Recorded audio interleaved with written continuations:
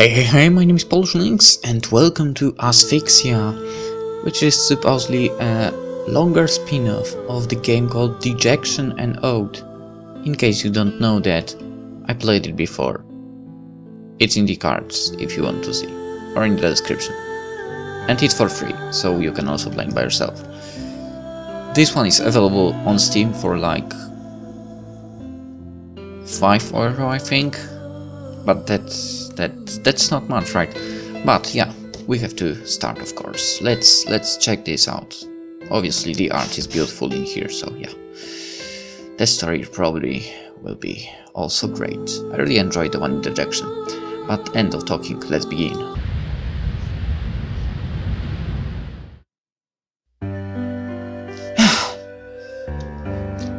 How kind of you to finally grace us with your presence, Miss Coleridge. Samantha made a vague murmur of assent as she slunk onto the couch, head bowed, trying to avoid the eyes of her peers. How long had they been waiting for her anyway? Doesn't matter. Miss Pope's tone made it sound as though it had been hours upon hours, but someone knew that couldn't be right. Sure, she had woken up a little late. Right, 20 minutes late, but she had dressed as quickly as she could, to the point where it had caused her genuine physical harm. That's not good. It was all because of her socks. What? Okay. It was almost always because of her socks. I don't know if that makes any sense, but whatever. The stupid things were a little hazard. While stuttering on her left foot, trying to pull one sock up over her right knee, Samantha had slipped and lost her balance, cracking her head against the side of her bed as she fell to the floor. Ouch. Stupid socks. They'd caused her injury more times than she could count. Oh. Yikes. Why had she bothered to get out of bed at all? Being scolded by her least favorite teacher, all the while suffering from the after effects of blunt force trauma, was not the best way to start the day. It was a shame. She had been looking forward to this trip for a while too, about as much as she had been able to look forward to anything these days. Miss Coleridge, what are you dawdling for? Well, you have already wasted enough time, and we are not on a tight schedule. We are on tight schedule. I know you young girls enjoy being the center of attention, but don't you think you've made enough of spectacles of yourself as this? Yes, miss. I'm sorry. And again with the apologies. You always apologize. As if it means anything when you do it so often. I'm sorry? You're just proving my point. Samantha stared resolutely at the floor. She didn't want Miss Pope to know she was blushing. She didn't want to give her the satisfaction. It was strange just how much hatred Miss Pope was capable of exuding, particularly given she was so small. How could a person so tiny, almost elfin, in their appearance, possess so much contempt towards their fellow men? But that height is almost the same. I mean, I would say it's the same, actually. But maybe that was the reason why Miss Pope was so perpetually grumpy. Samantha had suspected for a while now that her teacher had a chip on her shoulder about her childish appearance, a chip so large it was nearing the size of the Amazon rainforest. Samantha had never asked because she knew doing so would be tantamount to suicide, but she got the feeling Miss Pope had been bullied a lot as a child. So I guess that's a common story around, because that's what people were saying in my schools about teachers as well, to be honest. If the teacher is a dick, He for sure was bullied when he was in the school. Yeah, that's how it worked. I will try not to be late anymore. Rather, I have been trying. Clearly, you have not been trying hard enough. Trying is not particularly useful if it does not yield any results. Yes, miss. Miss Pope sighed. I do not say these things for fun, you know. Lecturing you on the same things day after day gets incredibly tedious. I have no desire to stand around berating a girl who has no capacity or capability of changing. Yes, miss. No, hurry up and take your seat. Yes, miss. I'm sorry. Again. And I really do wish you would stop apologizing so much. Yes, miss. And with that, her voice barely more than a whisper, Samantha brushed past Miss Pope to search for her seat. She could feel the eyes of her classmates boring into her bag as she wandered down the coach. They were all talking amongst themselves, their voices mingled together like twittering starlings. Samantha was sure they were laughing at her. They always did. Granted, she did give them a lot of material to laugh at, so she did not exactly fault them for it. But being the constant butt of everyone's jokes did become rather tedious after a while. Although Samantha usually took other people's jibes in a good faith, she wasn't really in the mood for it. Not today. Not in front of her. Lillian. Whoa. I quite understand the affection if there is some. The blonde girl, a few months Samantha's senior, was sitting at the front of the coach, her hair tied up, as per usual. Unlike Samantha's, Lillian's uniform was never crumpled, creased, or wrinkled, and she always remembered to do up the top button of her blouse. Okay. Lillian's legs were demurely crossed, her teeth devoid of holes or ladders, her hands, fingernails cut carefully, 10 perfect little crescent moons resting on her knees. Interesting. Really interesting.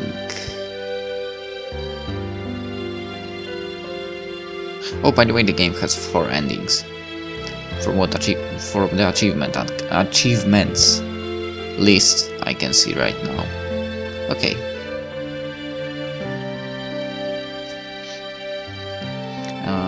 Continue. Lillian turned her head, blonde hair shifting over one shoulder, and for a few brief moments her eyes met Samantha's. How do I know that? I actually have the Steam store page of this game opened and clicked on the achievement. Yeah, that's what the 2 screens are useful for actually. Well, more like the second screen is a TV, but you know, I connected it with cable and so on. Why am I talking about this? Lillian turned her head, blonde hair shifting over one shoulder, and for a few brief moments, her eyes met Samantha's. Hello. Samantha flushed, her cheeks turning deep red, and she turned away. She hadn't been staring, had she? She hoped she hadn't been staring. When it came to Lillian, Samantha always stared. She couldn't help it. There was no denying it, even though she often tried to. Lillian really was beautiful. Yeah, I must agree with that. But she's too young. For Samantha didn't want to look at Lillian, didn't even want to acknowledge her presence. She couldn't help herself. Achievement unlocked. Constancy to an ideal object. Okay. Whenever Lillian was in Samantha's vicinity, Samantha's eyes sought her own out without her brain's consent. The end result was inevitable. The brief moment where their gazes crossed. The blushing and stammering, the embers looked away.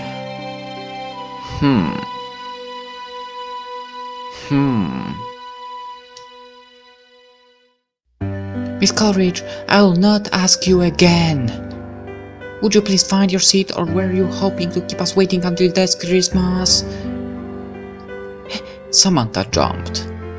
Miss Pope's voice was cold, and it made the hairs at the back of her neck stand up on end.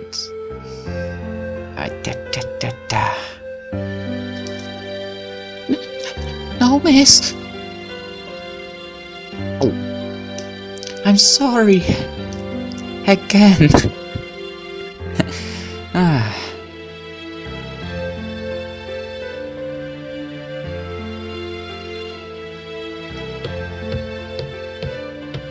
Head hanging, feet shuffling, she continued onwards, feeling much like a criminal being led to the gallows.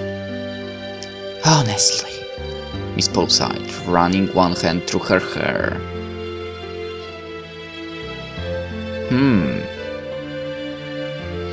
Stupid idea just came to my mind. Is there a route for Miss Pope? Because if there are endings, I guess there might be ending like that, right? And you know, she appeared first in front of us, basically, so I usually follow that rule, you know. First person to appear will be the person to be like chosen as the first one. If I don't even know if I want to go on the channel with all the actually endings. I must think about it. Never mind. I don't even teach geography. What? Why I had to give up my precious weekend to supervise this trip is beyond me. Maybe this is some kind of divine punishment. Sorry about this. For once, Samantha agreed wholeheartedly with her sore-faced English teacher. Having Miss Pope act as a supervisor for this geography field trip really was a punishment. Not even Dante could have conceived of it.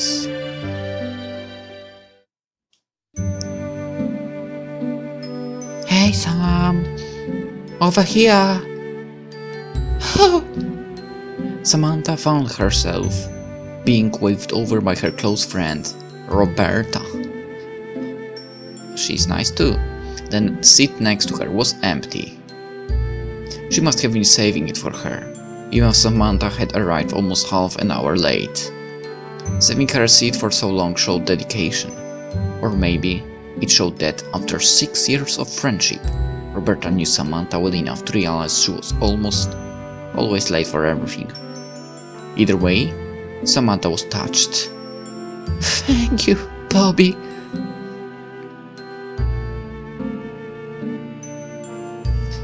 Why Bobby?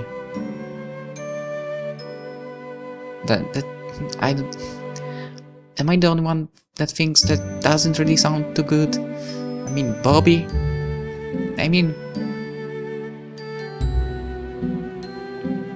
Think about it.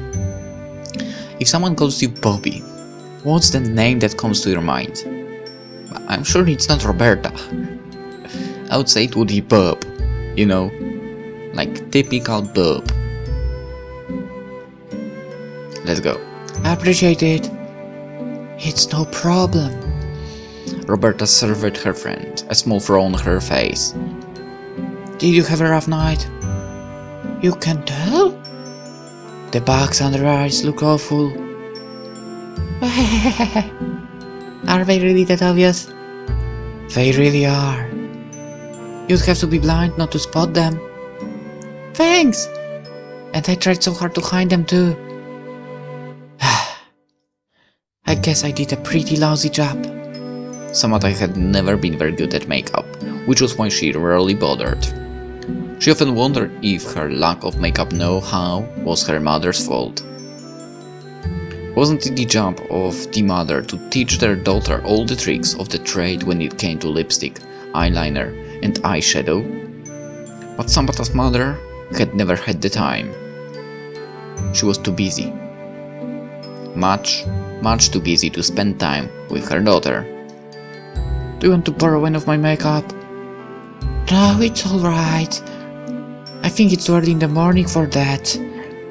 Samantha couldn't apply eyeliner with her dame standing before a full-length mirror, so the prospect of her being able to do so successfully on a moving bus with only Roberta's handheld for reference was laughable. Oh well, suit yourself. You can tell me if you change your mind for... By the way, you cut your hair last night, didn't you? Yes, I did. Samantha fingered a lock of her newly shorn hair, twisting it about one finger. Maybe this had been a mistake. Although her hair was not short, just past her shoulders, it was still too short for comfort, and she couldn't hide behind it as successfully as one she had been able to. It left her feeling unpleasantly exposed, which only amplified the feeling of her fellow classmates' derisive stares. I don't get why. Samantha had never intended to cut her hair this short. I wouldn't say it's that short, I mean, it's shoulders long, right? So, it's pretty good. I mean, sure. Yeah, I think she looked good. She hadn't intended to cut it at all, not until yesterday. Oh, so that was like spontaneous decision. Nice. Looking back on it, she hadn't really been in her right mind. Maybe she should have slept on it. Do you think it looks nice? It's different, I'll say that much. I take it that's a no then. It's not a no exactly, just... Roberta hemmed and howled judiciously, coiling a strand of her own hair around one finger. It looks funny. The ends are all different lengths. So it really does look bad. Well, it's alright. You don't need to try and spare my feelings. Even if you don't tell me it looks bad, I'm sure somebody else would at some point. I'd rather hear it from a friend first. It wouldn't look too bad if you had the ends straightened out, I suppose. At the moment, I'm just struggling to understand why. Why what?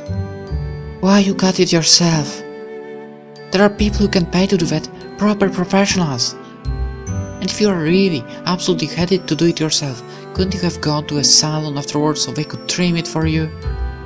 Of course, Roberta offered a sensible solution. Roberta always offered a sensible solution. I suppose that would make sense, yeah? I didn't really think it through. You've always been impulsive, haven't you? It was impulsive, not really. I was thinking about cutting it for a while. Yesterday just seemed like the right time. It seemed like the right time. Even though you knew we were going on our geography field trip today. But you are going to be sitting on a couch filled with your peers, all of whom will be judging you for hours. By the way, how such geography field trip looks like? Well, I guess we'll find out sooner or later. Well, you know, I enjoy being at the center of attention, my dear Roberta. Miss Pope said it herself. Doesn't it seem characteristic of one as vain as I?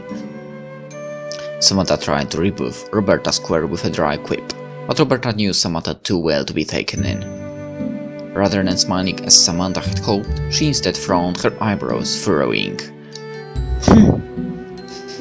I get the feeling there's something you're not telling me. Well, I don't need to tell you everything. You're not my mother. Do you need to tell everything to your mother?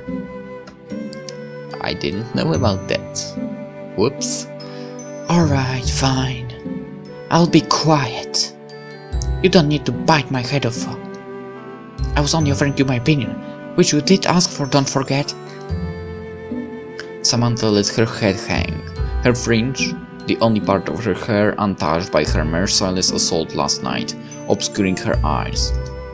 I know. I'm sorry, Bobby. Again this. I didn't mean to snap at you. I'm just tired. Roberta sniffed.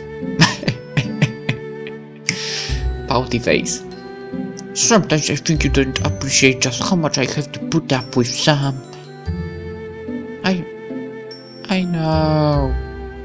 I'm sorry.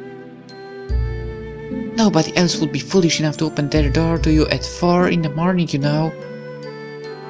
Especially not when you're convinced you're dying of a brain tumor because your teeth hurt. I'm aware of that, Bobby, but you are exaggerating. That only happened once. It was one time out of many. If isn't a pain in your teeth, it's a pain in your head, a pain in your ear, a pain in your side, a pain in your stomach. If you actually suffered from all the afflictions you claim to have, you'd be dead by now. Maybe I would be happier that way. No! No what? Don't even think about it! Don't even talk about it! The thought makes you that unhappy? The thought makes me angry. You mean you wouldn't miss me if I died? I never said I would miss you, but I would be annoyed at you. I didn't put this much effort into being your friend all these years for you to go and kill yourself. It would be incredibly rude of you. Samantha couldn't help but smile, even for Roberta's words were not exactly complimentary. I apologize. I'll try not to be selfish in the future. Good. I've invested too much into our friendship for you to throw it all away. I'm just trying to look out for you, Sam. You need somebody to take care of you, and I don't mind helping, but I wish you would appreciate me a little bit more. I do appreciate you, Bobby. Are you sure? I'm sure. I swear on it. Scout's honor. Roberta shook her head, bemused. You've never been a Girl Scout. Well, most people swear on their mother's life, but I haven't seen her in so long she may as well be dead for all I care. How morbid. You shouldn't speak about your mother like that. Exactly. Maybe I shouldn't if she even bothered. If she ever bothered to speak to me at all. Then I guess I partially understand your feelings. For I don't really know these feelings. Well, I suppose that will do. For the moment, anyway. Hello? Where are we going? Where are we?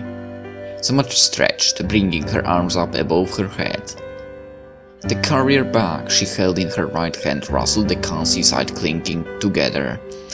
Okay. But back to that geography field trip, actually.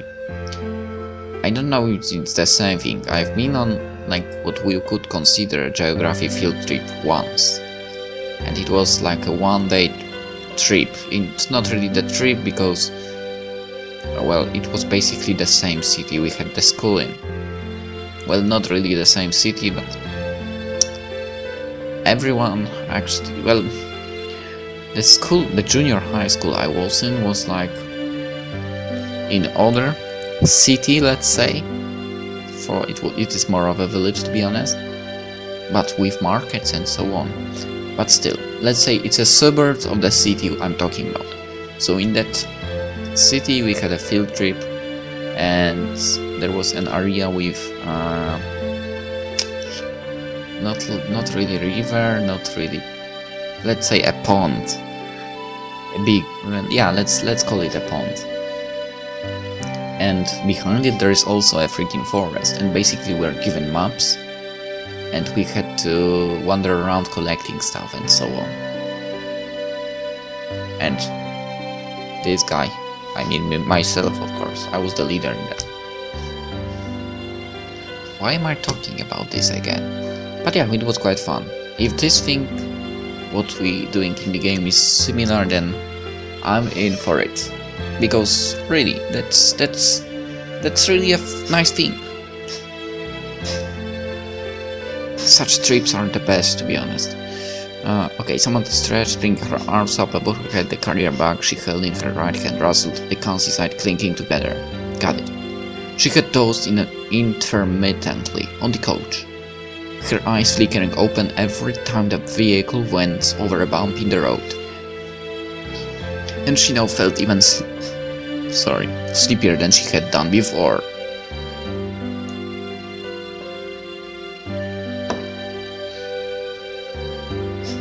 Samantha didn't like taking naps, even though she so often felt tired these days. They never made her feel better. As such, she had vowed to herself that she was going to rectify this problem, if not for her own sake, then Roberta's. She couldn't imagine that her friend was happy about being used as a pillow. When the bus stopped at the service station, Samantha's first port of call had been a small shop within the building, namely to the ale that sold energy drinks. She had bought 4 or 5 cans of some random drink. She never had that brand before, but the can was decorated in tiger print, so it must have been effective, right? Obviously. And was now making her way back to the coach. The sky above her head was overcast, festooned with grey clouds. Though the sky seemed to promise rain, the air was cool and crisp. It was a sharp contrast to the air inside the coach, which was stuffy and oppressive, having been filtered through almost 30 mouths millions upon millions of times. The outside world felt and smelled far cleaner. It was refreshing. Samantha had no real desire to set foot back on the coach again. It felt supremely self-defeating, like breaking oneself up behind a wall. Unfortunately, she did not have much of a choice. With a resigned sigh, Samantha stepped back onto the coach. Instantly, she was greeted by rows of red chairs, lined up neatly beside one another like unusually large graves in a graveyard. Now that made me remember the same developer and the game that took place basically in the graveyards. Not in the graveyard, in the cemetery. Yeah, middle of the night. Slow thinking, completely slow thinking. Okay, Samantha was not fond of coaches. She found their movements lurching and unpredictable, and she hated being confined within them. Just how much further did they have to go anyway? Samantha thought to ask the driver, but he wasn't there. In fact, after scoring the coach, Samantha soon discovered she was one of the only people there. A couple of girls were sat in the middle of the coach, both asleep, and Samantha could spy a familiar splash of bright blue hair to her left, but that was it. And speaking of bright blue hair, Samantha tensed. Just how many other people at Summers had such an outlandish hair color anyway? Died, obviously? It could only be one person. Tapitia the Quincy, known to most of the girls at St. Mary's as the Quincy, was seated near the front of the coach, hunched over herself so her back made an arc. Why is she crying? She was holding something in both her hands, and Samantha noted her shoulders were shaking.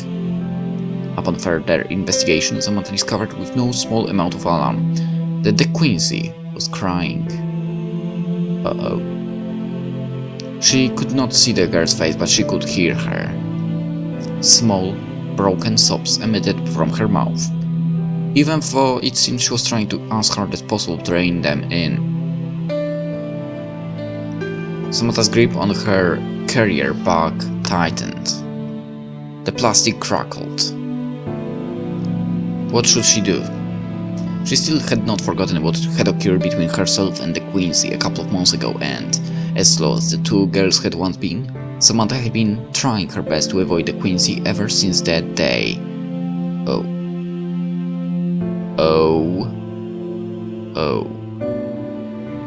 Not good.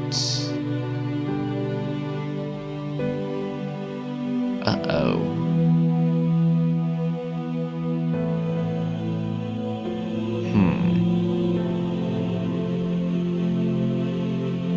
Should she continue to uphold her resolution even now? She was the only person right now who knew that Quincy was crying, so didn't make it her responsibility. What if something bad had happened to the other girl? The sudden death of a family member, a close friend, a beloved childhood pet. Samantha glittered uncomfortably unsure. Even though the Quincy was in tears, it had nothing to do with her. She did not owe the Quincy anything, even though she had. Samantha reflected with a twinge of guilt borrowed all this money from her last term. Moreover, she may have been sobbing over something private, something she did not want others to know about. Asking her about it could very well make the matter worse. The Quincy was so lost in her mourning, she had not even noticed Samantha was there. Samantha could easily have slipped past her, back into her own seat, without her ever knowing Samantha had seen her. It was perfect. It was perfect, so why weren't her feet moving? Would her conscience let her ignore a girl who had once been her friend approach the Quincy? Just ignore her. What would you do in such a situation? I mean, the girl is crying. I mean, she was your friend, right? No matter what you say, I don't know. What would I do?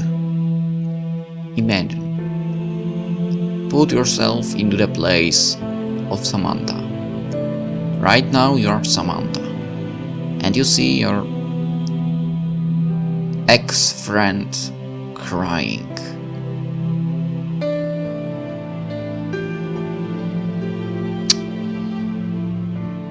Okay, basically I don't know. I can put myself in Samantha's place, but I put myself in my place. If I see a girl crying, what do I do? Approach or ignore?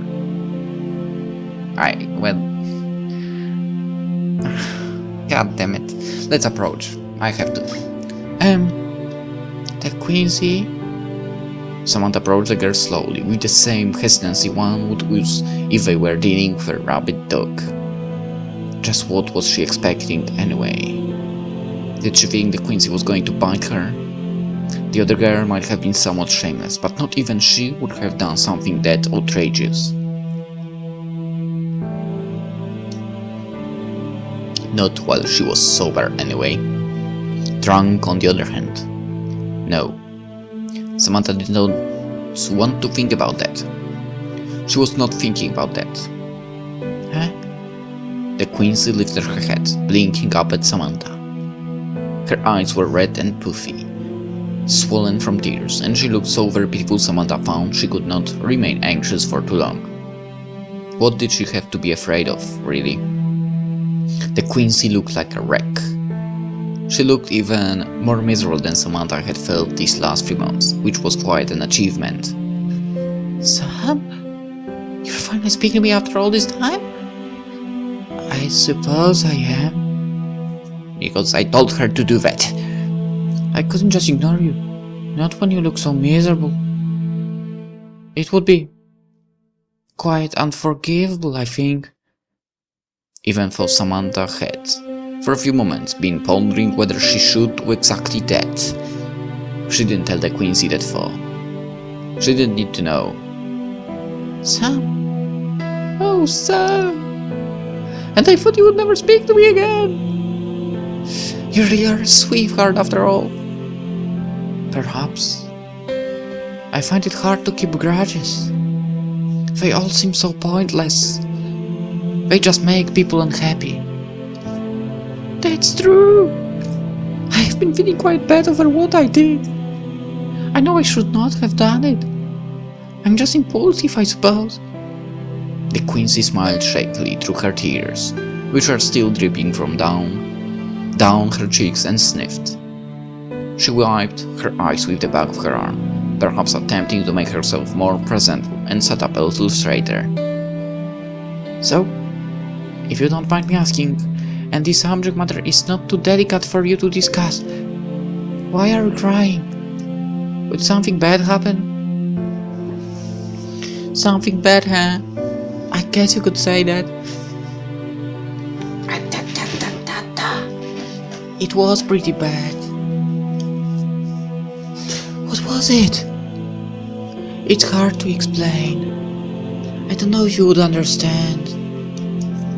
Maybe nobody would. Maybe not. We all grieve in different manners. But if there is anything I can do to help, do not hesitate to ask.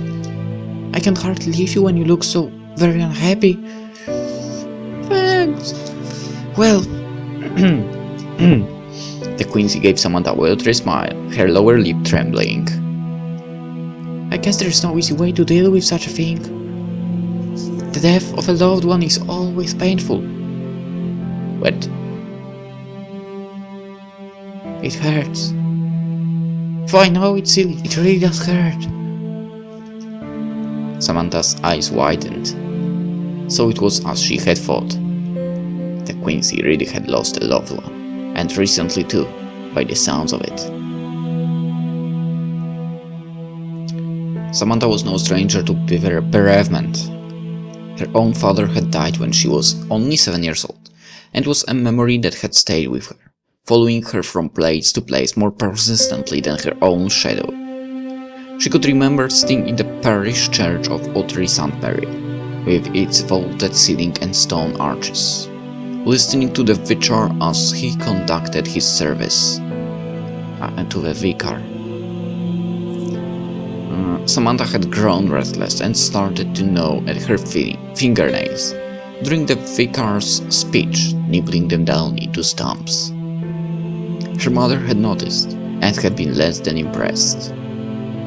Through her tears, her mother had taken hold of Samantha's hand, crushing Samantha's fingers beneath her own with a little too much strength, and had hissed at her to just sit still and listen. That had stung. Samantha hadn't been fidgeting out of cold carelessness. She had loved her father. She still loved him even now, even though he was dead. She had been fidgeting because she had been anxious, and she had been sad, and she had been trying to distract herself from her own melancholy thoughts, which were growing more and more oppressive by the second. But her mother had not known that. Her mother never knew that. She had never been able to understand how Samantha thought. Samantha didn't want to be like her mother, cared and inconsiderate.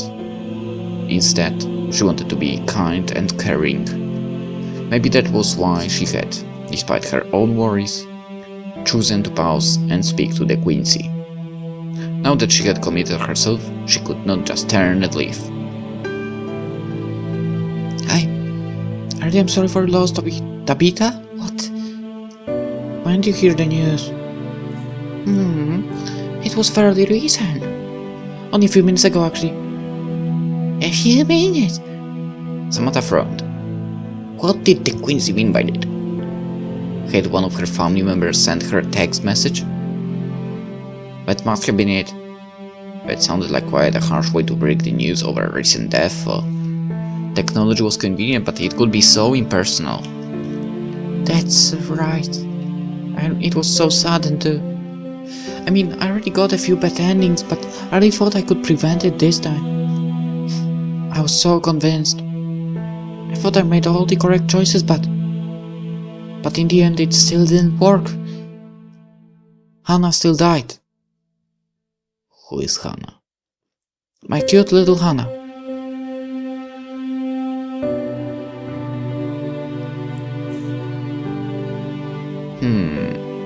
Is Hannah... And I don't want to be rude here, but is Hannah a fish pet? Or... Why must the world be so cruel? Samantha blinked. Now for the first time she was beginning to wonder whether she had been laboring under a misapprehension. What do you mean, bad endings? I don't quite understand. I thought you wouldn't. That's what I said. People don't play these kinds of games very much, so they are pretty obscure. There are some really, really good ones, though. A game? You are crying over a game? That's right. Look. The Quincy offered a plastic object she was holding in her hand to Samantha. Samantha took it. She had not known what it was at first, but being more focused on the Quincy's tear-stained face that what she had been holding, but now, all at once, she suddenly understood. It was handheld games console. Okay, I'm not the one to laugh at her here, okay? I cried when playing game as well, not so long ago. Well, twice not so long ago, actually.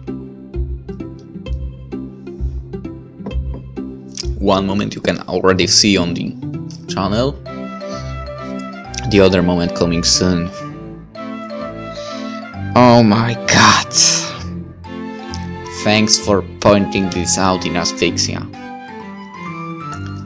On the screen was displayed an image of a cute girl. Her eyes were closed and she was lying in the hospital bed, her black hair fanning across her pillow. There was text at the bottom of the screen, perhaps to explain what was happening in the scene. Samantha wasn't sure. She did not play many games other than fantasy RPGs, and that was only occasionally because she liked the music and the fantastical environments. Even so, Lillian was far better at those than she was, particularly during the boss battles. Samantha's fingers started to shake. So this whole time, she had been comforting the Quincy, not over the death of a friend or family member, but over the death of a girl called Hannah. A girl who did not exist, never had done, and never would. Well, now she felt like an idiot. The Quincy smiled up at Samantha, her head tilted to one side. The worst thing was, there was not a trace of ill intent on the Quincy's face. Her expression was completely innocent. It was clear she had not been intending to trick Samantha. Samantha had simply jumped to conclusions and had managed to make a fool out of herself. That always happened. Hey, do you want to borrow this game from me after I've done? It's really emotional. I cried loads, even though this is my third playthrough. Hannah's death scene gets me every single time. But she isn't real. Hannah might not be real if you want to go by dictionary definitions, but she exists within my heart. Exactly. In the universe of the game, I am Takumi, and I really am her big brother. My god. You really are striking almost basically in the right spot to one of them crying moments. Really. It's almost like you are describing the situation. For there was no hospital there and so on, but yeah, it's so similar right now with not the names, but yeah. I must protect Hannah no matter what. I'd even give my life for her if necessary. That's how much I love her. You know what? Samantha smiled a strange smile and handed the console back to the Quincy. Her movements were stiff, as for her bones had turned into stone. I think I'll pass, if it's all the same to you. I'm going to go back to my seat now. Good luck with the rest of your game. Sam! Wait up! The Quincy called after Samantha's retreating back, but it was already too late. The tentative peace, which had blossomed between the two girls, had already met its demise at the hands of a sudden winter snowstorm. Why did you do this, Samantha? Alright, Whoa. What's with the music? We'll probably continue the journey because we are kind of on a break right now, right? While driving. So now probably we are driving again. But let's end the episode here and we'll see what Sam is talking about with Bobby in the next one. Hope you enjoyed it and see you then. And damn, these arts are so amazing. Alright, bye bye.